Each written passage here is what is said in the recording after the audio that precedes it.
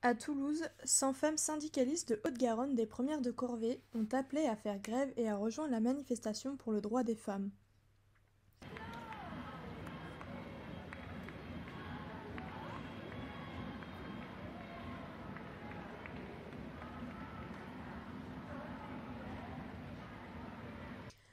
Un an après le début de la pandémie, l'Italie a franchi la barre des 100 000 morts du Covid-19.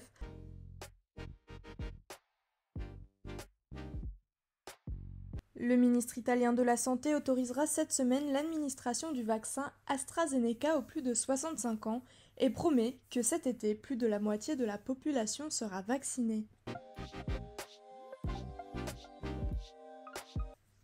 Après avoir été retardé d'une journée, le procès très attendu de Derek Chauvin, le policier accusé du meurtre de George Floyd, a débuté mardi avec la sélection des jurés.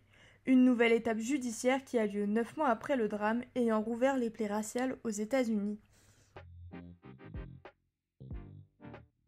Le drame s'est produit dans la soirée de lundi 8 mars. Le corps sans vie d'Alisha, 14 ans, a été retrouvé morte noyée dans la Seine à Argenteuil. Sa tête et son visage portaient des traces de coups.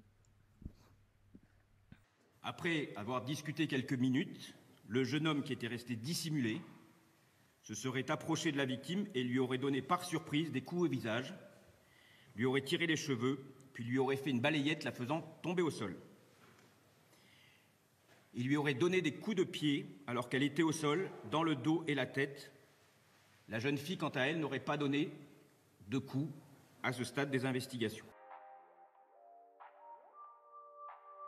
L'Agence régionale de santé des Hauts-de-France a annoncé travailler actuellement à l'organisation de transferts de patients en soins critiques vers des établissements de santé belges.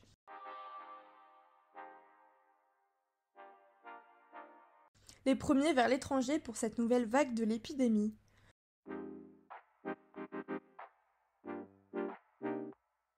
L'ancien président du Brésil, Luiz Inácio Lula da Silva, a tiré à boulet rouge sur le chef de l'État actuel, Jair Bolsonaro, et sa gestion de l'épidémie de Covid-19.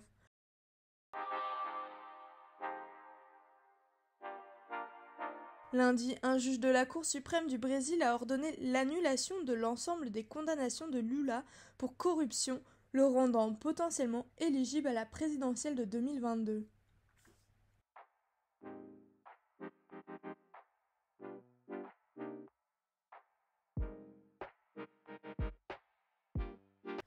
Joe Biden a réussi à faire adopter mercredi au Congrès américain son plan colossal de relance économique, enregistrant grâce au seul soutien des démocrates.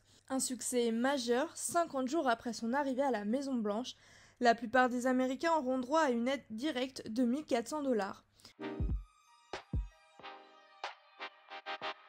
Jeudi, le plan de relance a été officiellement signé. Plusieurs pays européens ont décidé de suspendre l'utilisation du vaccin AstraZeneca. Le Danemark, la Norvège et l'Islande s'inquiètent de la formation de caillots sanguins chez certaines personnes à qui ce vaccin a été administré. Plus de 3 millions de personnes y ont reçu ce vaccin.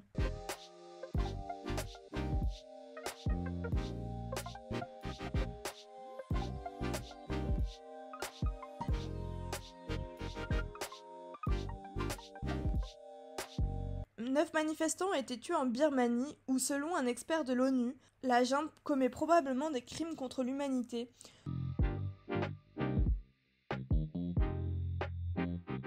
Le ministre de l'Intérieur Gérald Darmanin était vendredi en début d'après-midi au tribunal judiciaire de Paris. Il a été confronté devant la juge d'instruction à Sophie Patterson, la femme qui l'accuse de viol. La confrontation avec son accusatrice a duré environ 9 heures.